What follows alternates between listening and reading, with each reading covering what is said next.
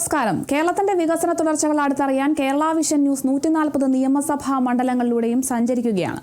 വികസന തുടർച്ച എന്ന ഈ പരിപാടിയുടെ ഇന്നത്തെ എപ്പിസോഡിൽ മലപ്പുറം ജില്ലയിലെ തവനൂർ, കോട്ടക്കൽ എന്നീ നിയോജക മണ്ഡലങ്ങളിലൂടെയും കോഴിക്കോട് ജില്ലയിലെ വടകര നിയോജക മണ്ഡലത്തിലൂടെയും നമുക്കൊന്ന് യാത്ര ചെയ്യാം.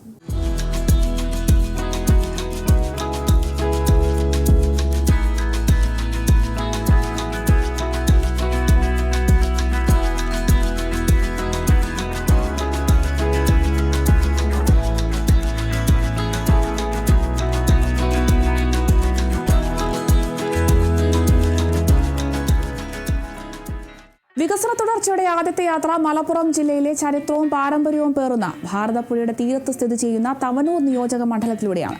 തൃശൂർ ജില്ലയുമായി അതിർത്തി പങ്കിടുന്ന കാർഷിക സംസ്കാരത്തിലും വിദ്യാഭ്യാസ മുന്നേറ്റങ്ങൾക്കും പേരുകേട്ട നാടാണ് തവനൂർ. പൊന്നാനി, തിരൂർ താലൂക്കുകളായി വ്യാപിച്ചു കിടക്കുന്ന ഈ നിയോജക മണ്ഡലത്തിൽ തവനൂർ, കാലടി, വട്ടംകുളം, എടപ്പാൾ, മംഗലം, തൃപ്പങ്ങോട്, പുറത്തൂർ എന്നീ 7 ഗ്രാമപഞ്ചായത്തുകളാണ് ഉൾപ്പെടുന്നത്. കഴിഞ്ഞ 10 വർഷം കൊണ്ട് പ്രത്യേകിച്ച് കിഫ്ബിയുടെ സാമ്പത്തിക സഹായത്തോടെ അടിസ്ഥാന സൗകര്യ വികസന രംഗത്ത് വലിയ കുതിച്ചുചാട്ടമാണ് തവനൂർ മണ്ഡലത്തിൽ നടന്നുകൊണ്ടിരിക്കുന്നത്. ഗതാഗതം, വിദ്യാഭ്യാസം, ആരോഗ്യം, കുടിവെള്ളം, കായികം തുടങ്ങി വിവിധ മേഖലകളിൽ നടപ്പാക്കുന്ന കോടിക്കണക്കിന് രൂപയുടെ പദ്ധതികൾ തവനൂരിന്റെ മുഖച്ഛായ മാറ്റിയെഴുതാൻ പര്യാപ്തമാണ്. തവനൂർ മണ്ഡലത്തിലെ ഏറ്റവും വലിയ വികസന മുന്നേറ്റം കാണാൻ സാധിക്കുന്നത് ഗതാഗത രംഗത്താണ്. പുഴകളാൽ ചുറ്റപ്പെട്ട ഈ പ്രദേശത്ത് പാലങ്ങൾക്കും റോഡുകൾക്കും വലിയ പ്രാധാന്യമുണ്ട്. ജനങ്ങളുടെ ചിരകാല അഭിലാഷങ്ങൾ യാഥാർത്ഥ്യമാക്കിക്കൊണ്ട് നിരവധി ബൃഹത് പദ്ധതികളാണ് ഇവിടെ നടപ്പിലാക്കിയത്. ബഡ്ജറ്റിൽ ഒതുങ്ങി നിന്നുകൊണ്ടാണ് നമ്മളുടെ സംസ്ഥാനത്ത് വികസന പ്രവർത്തനങ്ങൾ നടന്നിരുന്നത്. ബഡ്ജറ്റിന് പുറത്തും പണം സമാഹരിച്ച് വികസന പ്രവർത്തനങ്ങൾ നടത്തണം എന്നുള്ള ഉദ്ദേശത്തോടു കൂടിയാണ് കിഫ്ബിക്ക് രൂപം നൽകിയത്. കിഫ്ബി അതിൻ്റെ പ്രവർത്തന പന്ഥാവിൽ 1/4 നൂറ്റാണ്ട് പിന്നിടുകയാണ്.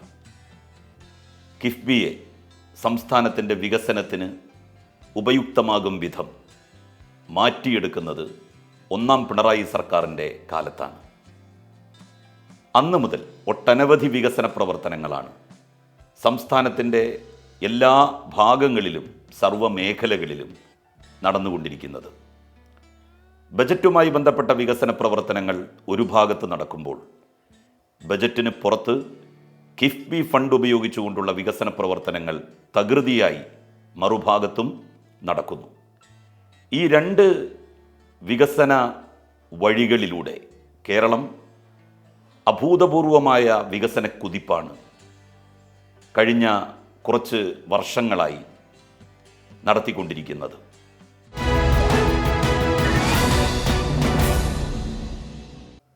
എൻ്റെ നിയോജക മണ്ഡലത്തിൽ തവനൂരിൽ ഒരുപാട് വികസന പദ്ധതികൾ കിഫ്ബിയുടെ പദ്ധതിയിൽ ഉൾപ്പെടുത്തി ഫണ്ട് ഉപയോഗിച്ച് നിർവഹിക്കപ്പെട്ടിട്ടുണ്ട്, ഇപ്പോൾ നിർവഹിച്ചുകൊണ്ടിരിക്കുന്നു. മലപ്പുറം ജില്ലയിലെ ആദ്യത്തെ ഒരു ടൗണിന് കുറുകെയുള്ള മേൽപ്പാലം എടപ്പാളിലാണ് പണിതത്. അത് കിഫ്ബി ഫണ്ട് ഉപയോഗിച്ചാണ് നിർമ്മാണം പൂർത്തിയാക്കിയത്. ഇപ്പോൾ നിർമ്മാണം പുരോഗമിച്ചുകൊണ്ടിരിക്കുന്ന നായർത്തോട് പാലം ഏതാണ്ട് 55-60 കോടി രൂപയോളം കിഫ്ബി അതിനായി നീക്കിവെച്ചു. ഒളമ്പക്കടവ് പാലം, അതിനും 10-65 കോടി രൂപയാണ് ചെലവ് പ്രതീക്ഷിക്കുന്നത്. അവയുടെ പ്രവർത്തനങ്ങൾ നടന്നുവരികയാണ്.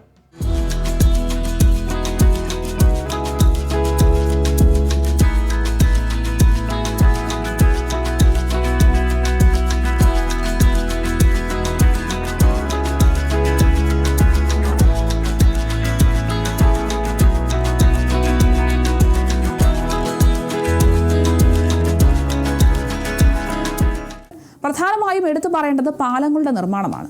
100 കണക്കിന് കോടി രൂപ മുതൽ മുടക്കി നിർമ്മിക്കുന്ന പാലങ്ങൾ സ്കൂളുകളിലെ ആധുനിക സൗകര്യങ്ങൾ, കായിക രംഗത്തെ ഉണർവ്, ആരോഗ്യ സേവന മേഖലകളിലെ മുന്നേറ്റങ്ങൾ, ഭാവിയിൽ വരാനിരിക്കുന്ന കുടിവെള്ള പദ്ധതികൾ, ഇങ്ങനെ തവനൂരിന്റെ സമഗ്ര വികസനമാണ് സർക്കാർ കിഫ്ബിയിലൂടെ നടപ്പിലാക്കുന്നത്. ഈ വികസന പ്രവർത്തനങ്ങൾ തവനൂരിന്റെ മണ്ഡലത്തിന്റെ സാമൂഹിക സാമ്പത്തിക രംഗത്ത് വലിയ മാറ്റങ്ങളാണ് വരുത്തുന്നത്. മികച്ച യാത്രാ സൗകര്യം, ഗുണമേന്മയുള്ള വിദ്യാഭ്യാസം, മെച്ചപ്പെട്ട ആരോഗ്യ പരിരക്ഷ, തൊഴിൽ സാധ്യതകൾ എന്നിവയെല്ലാം തവനൂരിലെ ജനങ്ങൾക്ക് കൂടുതൽ പ്രാപ്യമായി.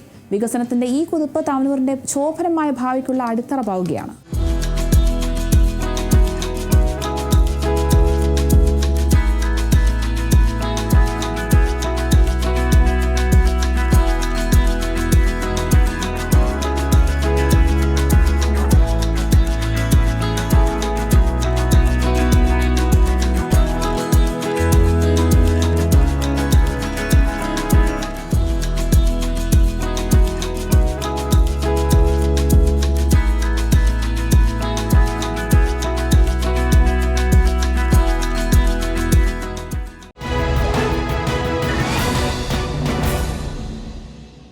തീരദേശ മേഖലയെ പുഷ്കലമാക്കിയ പദ്ധതിയാണ് തീരദേശ ഹൈവേ. അതിനും പണം കണ്ടെത്തുന്നത് കിഫ്ബിയിൽ നിന്നാണ്. തീരദേശ മേഖലയായിട്ടുള്ള പൊന്നാനി, പുറത്തൂരിലെ പടിഞ്ഞാറേക്കര എന്നീ ദിക്കുകളെ ബന്ധിപ്പിക്കാൻ വേണ്ടി ഒരു വലിയ പദ്ധതി വിഭാവനം ചെയ്തിട്ടുണ്ട്. ഹൗറ മോഡൽ പാലം എന്നാണ് അത് വിളിക്കപ്പെടുന്നത്.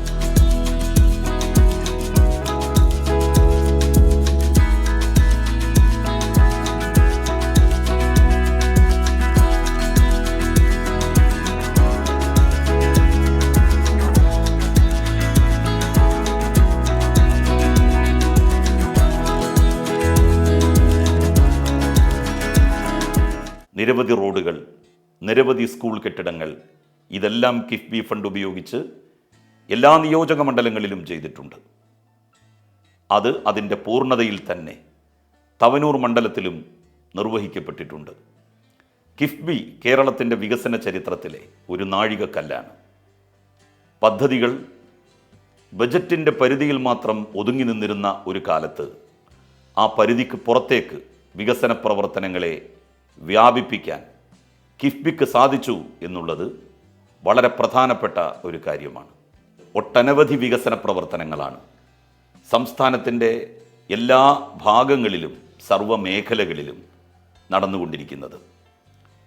ബജറ്റുമായി ബന്ധപ്പെട്ട വികസന പ്രവർത്തനങ്ങൾ ഒരു ഭാഗത്ത് നടക്കുമ്പോൾ ബജറ്റിന് പുറത്ത് കിഫ്ബി ഫണ്ട് ഉപയോഗിച്ചുകൊണ്ടുള്ള വികസന പ്രവർത്തനങ്ങൾ തകൃതിയായി മറുഭാഗത്തും നടക്കുന്നു.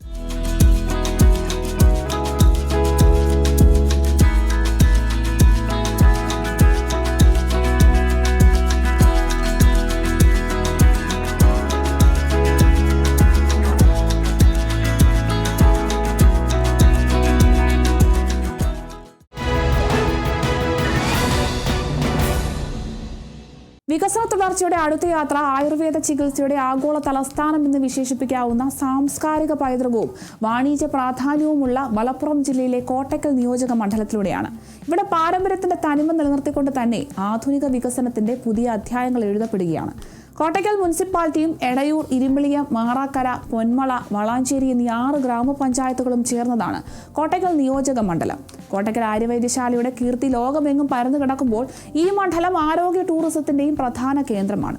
അതോടൊപ്പം വളർന്നു വരുന്ന പട്ടണങ്ങളും കാർഷിക ഗ്രാമങ്ങളും ഇവിടെയുണ്ട്.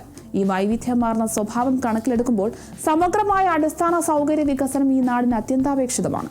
വർദ്ധിച്ചു വരുന്ന ഗതാഗത കുരുക്ക്, കുടിവെള്ള ലഭ്യതയിലെ പ്രശ്നങ്ങൾ, പൊതുവിദ്യാലയങ്ങളുടെയും ആരോഗ്യ കേന്ദ്രങ്ങളുടെയും നവീകരണം, പ്രാദേശിക ഭരണ സംവിധാനങ്ങളുടെ കാര്യക്ഷമത വർദ്ധിപ്പിക്കൽ ഇവയെല്ലാം കോട്ടയ്ക്കൽ നേരിടുന്ന വെല്ലുവിളികളാണ്. ഈ വെല്ലുവിളികളെ അവസരങ്ങളാക്കി മാറ്റാനും കോട്ടയ്ക്കലിന്റെ സമഗ്ര വികസനം ഉറപ്പാക്കാനുമാണ് സംസ്ഥാന സർക്കാരും കേരളത്തിന്റെ വികസന സ്വപ്നങ്ങൾക്ക് സാമ്പത്തിക ഭദ്രത നൽകുന്ന കിഫ്ബിയും ഒരുമിച്ച് പ്രവർത്തിക്കുന്നത്.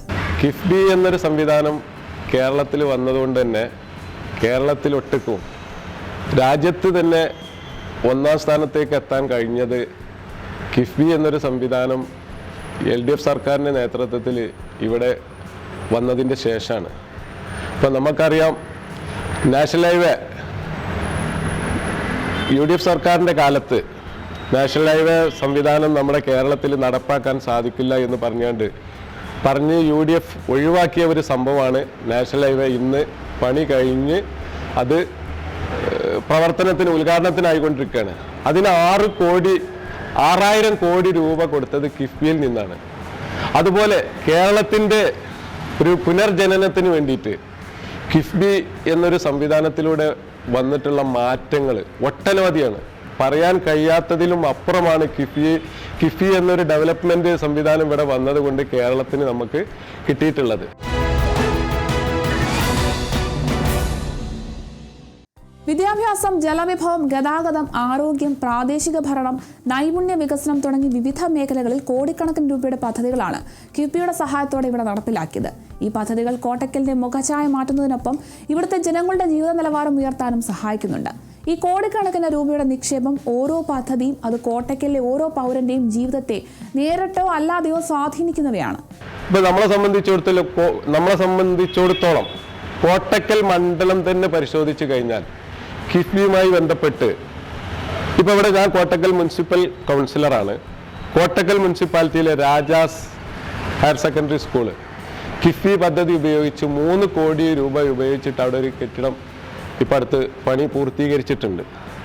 അതുപോലെ തന്നെ ഇരുമ്പിളിയം പാർഷനൂർ GSS സ്കൂള് 5 കോടി രൂപയാണ് ആ കിഫ്ബി ഫണ്ട് ഉപയോഗിച്ചുകൊണ്ട് അവിടെ ബിൽഡിംഗ് ഉണ്ടാക്കിയിട്ടുള്ളത്. ഇപ്പൊ നമ്മുടെ MLA തന്നെ 250 കോടിയിലധികം രൂപ കോട്ടക്കൽ മണ്ഡലത്തിന് തന്നെ വന്നിട്ടുണ്ട്. ഇതിൽ ഏറ്റവും കൂടുതൽ വന്നിട്ടുള്ളത് കിഫ്ബി ഫണ്ടിൽ നിന്നാണ്. കിഫ്ബി ഉപയോഗിച്ചിട്ടുള്ള പ്രവർത്തനങ്ങളാണ് ഏറ്റവും കൂടുതൽ നടന്നിട്ടുള്ളത്. നിയമസഭയിൽ കിഫ്ബിയെ വളരെ നഖശികാന്തം എതിർക്കുകയും എന്നാൽ കിഫ്ബി ഫണ്ട് ഉപയോഗിച്ച് ഏറ്റവും കൂടുതൽ പദ്ധതികൾ നടപ്പാക്കിയിട്ടുള്ളതും പിന്നെ അത് ഏത് മേഖലയായാലും, പിന്നെ റോഡാണെങ്കിലും ഇപ്പൊ ദേശീയപാത, മലയോര പാത, ദേശീയപാത, പിന്നെ വിദ്യാഭ്യാസ മേഖല, പിന്നെ ഇങ്ങനെ പല രീതിയിൽ ഏത് മേഖല നമ്മൾ എടുത്ത് പരിശോധിച്ച് നോക്കിയാലും കിഫ്ബിയിൽ ഉൾപ്പെടുത്തി ഉള്ള കാര്യങ്ങളാണ് നമുക്ക് അതിൽ കാണാൻ കഴിയുക. ഇപ്പൊ ഇവിടെ അതുപോലെ തന്നെ രാജാസ് കെട്ടിടത്തിന് 3 കോടി ഇപ്പൊ ഞാൻ പറഞ്ഞു, പേർഷനൂർ GSSന് 5 കോടി, മലപ്പുറം ചെങ്കോട്ടി റോഡ് 18.5 കോടി കിഫ്ബിയിൽ നിന്ന് എടുത്തിട്ടാണ് ആ റോഡ് പുനരുദ്ധാരണം കഴിച്ചിട്ടുള്ളത്. മലപ്പുറം കോട്ടപ്പടി പോകുന്ന റോഡ്. അതുപോലെ തന്നെ നമ്മുടെ ആബിദ് ഹുസൈൻ തങ്ങൾ ബഹുമാനപ്പെട്ട MLA പറയുന്നുണ്ട് 19 സ്കൂളുകൾക്ക് 35 കോടി രൂപ പ്രവർത്തനാനുമതി ലഭിച്ചിട്ടുണ്ട് കിഫ്ബിയിൽ നിന്നാണ്. അതുപോലെ തന്നെയാണ് പിന്നെ കോട്ടക്കൽ കോട്ടപ്പടി കഴിഞ്ഞാൽ വളാഞ്ചേരി ഇരുമ്പിളിയും ഇടയൂര് കുടിവെള്ള പദ്ധതിക്ക് 75 കോടിയാണ് കിഫ്ബിയിൽ നിന്ന് എടുത്തുകൊണ്ട് ഉപയോഗിച്ചുകൊണ്ട് അതിന്റെ പ്രവൃത്തി നടന്നുകൊണ്ടിരിക്കുകയാണ്. 75 കോടിയാണ് പിന്നെ അതിനു വേണ്ടിയിട്ട് വക മാറ്റി വെച്ചിട്ടുള്ളത്.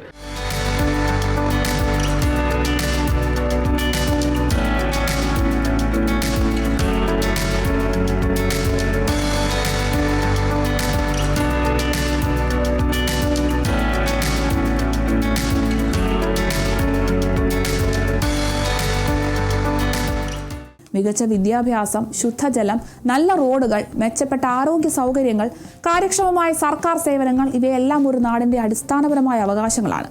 ആ അവകാശങ്ങൾ ഉറപ്പാക്കാനുള്ള വലിയ പരിശ്രമമാണ് കിഫ്ബി പദ്ധതികളിലൂടെ ഇവിടെ നടപ്പാക്കുന്നത്. കൃത്യമായ ആസൂത്രണവും കാര്യക്ഷമമായ നിർവഹണവും ഈ വികസന മുന്നേറ്റത്തിന്റെ പിന്നിലുണ്ട്. ഈ വികസന യാത്ര കോട്ടക്കലിനെ ആരോഗ്യത്തിന്റെയും പൈതൃകത്തിന്റെയും ഈ നാടിനെ കൂടുതൽ ശോഭനമായ, കൂടുതൽ സമൃദ്ധമായ, കൂടുതൽ പുരോഗമനപരമായ ഒരു ഭാവിയിലേക്ക് നയിക്കുമെന്ന കാര്യത്തിൽ ഒരു സംശയവുമില്ല.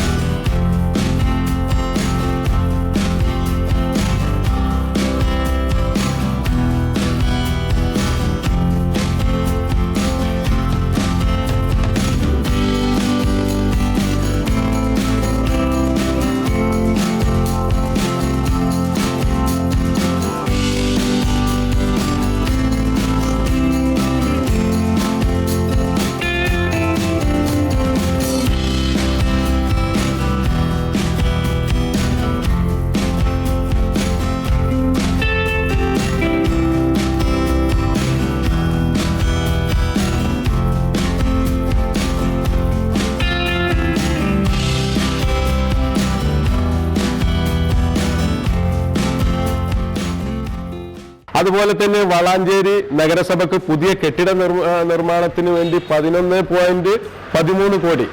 അതുപോലെ തന്നെ കുറ്റിപ്പുറം സബ് രജിസ്ട്രാർ ഓഫീസിന് 1.33 കോടി. അപ്പൊ ഇത്തരത്തിലുള്ള വികസനം കേരളത്തിൽ ഒട്ടുക്ക് നടന്നുകൊണ്ടിരിക്കുകയാണ്. അപ്പോൾ കിഫ്ബി എന്നൊരു സംവിധാനം ഈ ഇന്ത്യ രാജ്യം ഭരിച്ചുകൊണ്ടിരിക്കുന്ന BJP ഗവൺമെന്റ് കേരളത്തെ പോലുള്ള ഒരു സംസ്ഥാനത്തെ, ചെറിയൊരു സംസ്ഥാനമായി ഇവിടെ കമ്മ്യൂണിസ്റ്റ് പാർട്ടിയുടെ നേതൃത്വത്തിലുള്ള ഒരു ഭരണമാണ് ഇവിടെ ഉള്ളത് എന്നുള്ളത് കൊണ്ട് തന്നെ മാക്സിമം എങ്ങനെ ഇവരെ പ്രയാസപ്പെടുത്താൻ കഴിയും എന്ന് നോക്കിക്കൊണ്ട് നമ്മളെല്ലാവരും കണ്ടുകൊണ്ടിരിക്കുകയാണ്. ഇതെല്ലാം മറികടന്നുകൊണ്ട് ഈ കേരളം 1ാം നിലയിൽ എത്തിക്കൊണ്ടിരിക്കുകയാണ്. പല രീതിയിലുള്ള അവാർഡുകളാണ് വിദ്യാഭ്യാസ മേഖലയായാലും ശരി, ആരോഗ്യ മേഖലയായാലും ശരി, ക്ഷേമകാര്യ മേഖലയായാലും ഏത് മേഖലയിലായാലും കേരളത്തിനാണ് 1ാം സ്ഥാനം അവാർഡും കിട്ടുന്നത്. അതെന്തുകൊണ്ടാണ്? ഇവിടുത്തെ ഇൻഫ്രാസ്ട്രക്ചർ ഈ കിഫ്ബി വഴിയുള്ള ഇതുപോലുള്ള സംരംഭങ്ങൾ കേരളത്തിന് കൊടുക്കേണ്ട തനതായിട്ടുള്ള, അതുപോലെ തന്നെ പല രീതിയിലുള്ള കേരളത്തിന് കിട്ടേണ്ട ഫണ്ടുകൾ BJP ഗവൺമെന്റ് പല കാരണങ്ങൾ പറഞ്ഞ് പിടിച്ചു നിർത്തിയിട്ടുണ്ടെങ്കിലും അതെല്ലാം മറികടന്നുകൊണ്ട് കേരളം മുന്നോട്ട് പോയിക്കൊണ്ടിരിക്കുകയാണ്. ഇപ്പൊ ഞാൻ നേരത്തെ പറഞ്ഞതുപോലെ ഇപ്പൊ K4 ആണെങ്കിലും ശരി, പിന്നെ ദേശീയപാതയാണെങ്കിലും ശരി, പിന്നെ മലയോര ദേശീയപാതയാണെങ്കിലും ശരി, ഏത് മേഖല നമ്മൾ ഇപ്പൊ ഇതിന് പണം വേണ്ടേ? അപ്പൊ ഈ പണം ഉണ്ടാക്കുക എന്ന് പറഞ്ഞാൽ എങ്ങനെയാണ്? ഇത് പിന്നെ എങ്ങനെങ്കിലും പണം ഉണ്ടാക്കാൻ കഴിയില്ലല്ലോ. അപ്പൊ അതിന് ഉതകുന്ന രീതിയിലുള്ള കിഫ്ബി എന്ന പേരിൽ അറിയപ്പെടുന്ന ഒരു സംവിധാനത്തിൽ കൂടി സർക്കാർ പണമുണ്ടാക്കുന്നു. ആ പണം ഉപയോഗിച്ചിട്ട് നമ്മുടെ കേരളത്തില് മൊത്തത്തിലുള്ള വികസനത്തിന് വേണ്ടിയിട്ട് ആ പണം ചെലവാക്കുന്നു. അത് കോട്ടക്കൽ മണ്ഡലത്തിൽ പോലും 250-ലേറെ കോടി രൂപയുടെ പദ്ധതികൾക്ക്, പല പദ്ധതികൾക്കും ഭരണാനുമതി ലഭിച്ചു, പല പദ്ധതികളും നടന്നു കഴിഞ്ഞു, പല പദ്ധതികളും നടന്നുകൊണ്ടിരിക്കുന്നു. അതിൽപ്പെട്ട പദ്ധതികളാണ് ഞാൻ ഈ പറഞ്ഞത്. 3 കോടി രൂപ കോട്ടക്കൽ രാജാസ് ഹൈസ്കൂള്, പിന്നെ അതുപോലെ തന്നെ പേർഷനൂര് 5 കോടി, 18 സംതിങ് കോട്ടക്കൽ കോട്ടപ്പടി പിന്നെ റോഡ് നവീകരണം, ഇങ്ങനെ 75 കോടി കുടിവെള്ള പദ്ധതി. ഇതൊക്കെ കിഫ്ബി അല്ലേ?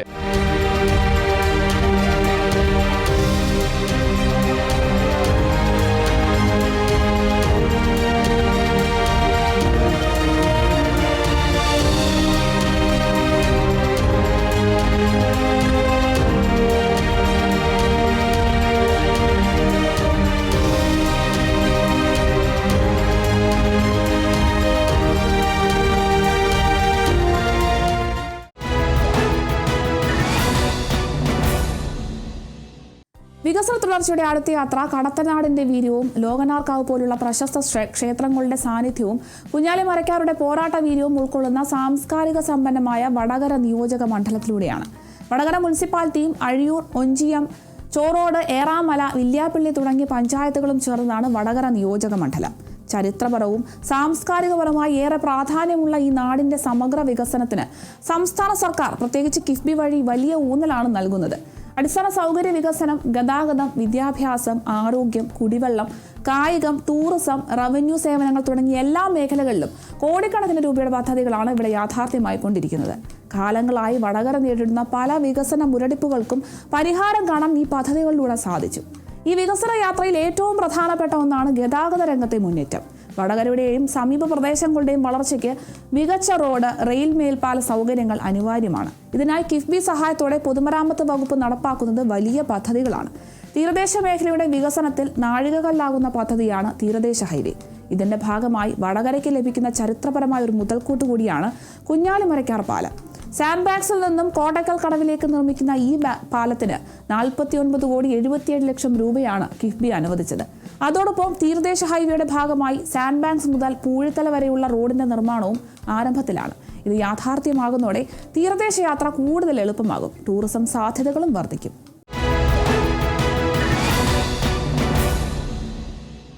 മികച്ച റോഡുകളിലൂടെ യാത്ര സുഗമമാകുമ്പോൾ നമ്മുടെ കുട്ടികൾക്ക് നല്ല വിദ്യാഭ്യാസം നൽകുന്നതിലും സർക്കാർ ശ്രദ്ധിക്കുന്നുണ്ട്.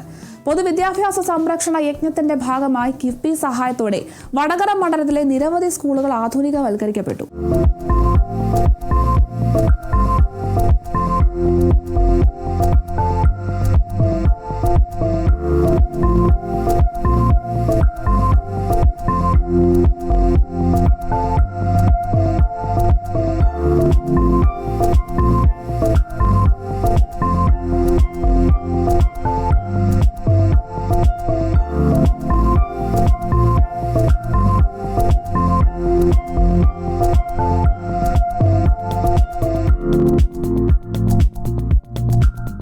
ആരോഗ്യരംഗത്തും സംസ്ഥാന സർക്കാരും കിഫ്ബിയും ശ്രദ്ധേയമായ ഇടപെടലുകൾ നടത്തുന്നുണ്ട്. സംസ്ഥാന വ്യാപകമായി നടക്കുന്ന ഡയാലിസിസ് സെന്റർ പദ്ധതിയുടെ പ്രയോജനം വടകരയിലെ വൃക്ക രോഗികൾക്കും ലഭിക്കുന്നുണ്ട്. കുറഞ്ഞ ചെലവിൽ ഡയാലിസിസ് സൗകര്യം ലഭ്യമാക്കുന്നത് സാധാരണക്കാർക്ക് വലിയൊരു ആശ്വാസമാണ്.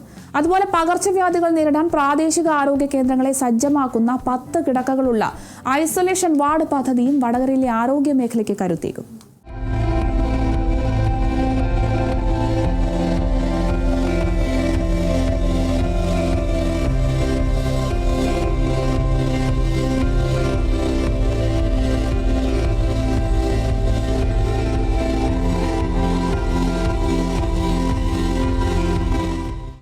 ശുദ്ധജല ലഭ്യത ഉറപ്പാക്കുന്നതിനായി കേരള വാട്ടർ അതോറിറ്റി കിഫ്ബിയുടെ സഹായത്തോടെ നടപ്പാക്കുന്ന പദ്ധതികളും പ്രധാനമാണ്. കോഴിക്കോട് പബ്ലിക് ഹെൽത്ത് സർക്കിളിന് കീഴിലുള്ള 38 കോടി രൂപയുടെ പദ്ധതിയിലൂടെ ഈ മേഖലയിലെ കുടിവെള്ള വിതരണം മെച്ചപ്പെടുത്തുന്നുണ്ട്. ഇതിനകം 26 കോടിയിലധികം രൂപയുടെ പ്രവർത്തനങ്ങളും നടന്നു കഴിഞ്ഞു. വടകരയുടെ കായിക സ്വപ്നങ്ങൾക്ക് ചിറകേകിക്കൊണ്ട് വടകര ഇൻഡോർ സ്റ്റേഡിയം, ശ്രീനാരായണ നഗരം ഇൻഡോർ സ്റ്റേഡിയം എന്നിവയുടെ നിർമ്മാണം കിഫ്ബിയുടെ സഹായത്തോടെ KITCO പൂർത്തിയാക്കിയിരിക്കുകയാണ്. വടകര നിയോജക മണ്ഡലത്തിലെ വികസന പ്രവർത്തനങ്ങളുടെ ഒരു വലിയ നിര തന്നെയാണ് നടപ്പിലായത്. ഗതാഗതക്കുരുക്കഴിക്കുന്ന മേൽപ്പാലങ്ങൾ, യാത്ര സുഗമമാക്കുന്ന റോഡുകൾ, അറിവിന്റെ ലോകം തുറക്കുന്ന വിദ്യാലയങ്ങൾ, ആശ്വാസമാകുന്ന ആരോഗ്യ പദ്ധതികൾ, ദാഹമകറ്റുന്ന കുടിവെള്ള പദ്ധതികൾ, കായിക സ്വപ്നങ്ങൾക്ക് ചിറകേകുന്ന സ്റ്റേഡിയങ്ങൾ, സർക്കാർ സേവനങ്ങൾ എളുപ്പമാക്കുന്ന റവന്യൂ ടവർ, നവീകരിക്കുന്ന മാർക്കറ്റുകൾ, ടൂറിസത്തിന്റെ ഊർജ്ജം പകരുന്ന പുതിയ സംരംഭങ്ങൾ, ഇങ്ങനെ എല്ലാ മേഖലകളെയും സ്പർശിക്കുന്ന വികസനമാണ് കഴിഞ്ഞ 10 വർഷം കൊണ്ട് കിഫ്ബിയിലൂടെ സംസ്ഥാന സർക്കാർ ഇവിടെ യാഥാർത്ഥ്യമാക്കിയത്.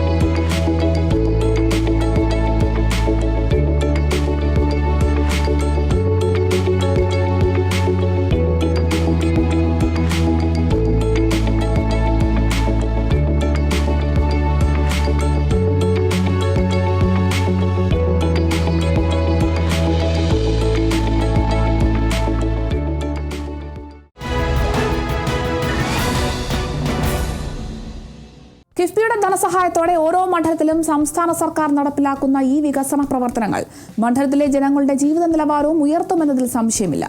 വികസന തുടർച്ചയുടെ ഇന്നത്തെ എപ്പിസോഡ് ഇവിടെ പൂർണ്ണമാവുകയാണ്. മറ്റു മണ്ഡലങ്ങളിലെ വികസന പ്രവർത്തനങ്ങളുമായി അടുത്ത എപ്പിസോഡിൽ വീണ്ടും കാണാം. നന്ദി, നമസ്കാരം.